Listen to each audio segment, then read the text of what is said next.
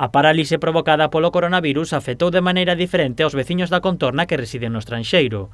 Un deles é Borja Pérez, un vilagarcián que residía en Hungría e que no momento no que se decretou o estado de alarma atopábase de mudanza a Portugal.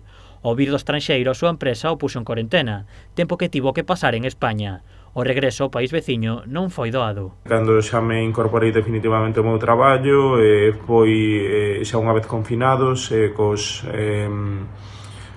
coas fronteiras pechadas, polo tanto tivo que facer un salvoconduto á miña empresa, levei o papel impreso e toda a documentación, contrato laboral, etc. Baixei por carreteira para unha patrulla da policía, xusto na fronteira con Portugal, pedironme esta documentación, puiden pasar afortunadamente.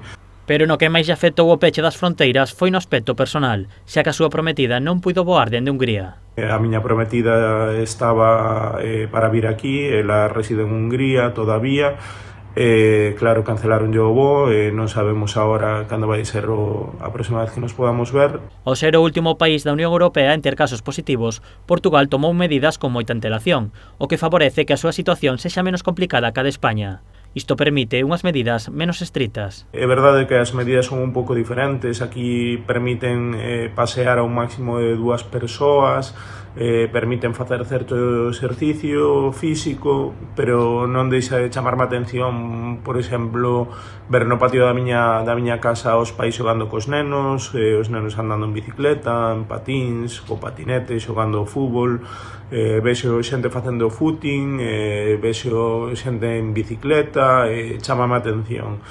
A situación contrasta coa dos negocios, xa que segundo Borja a maioría están pechados dando prioridade ao teletraballo.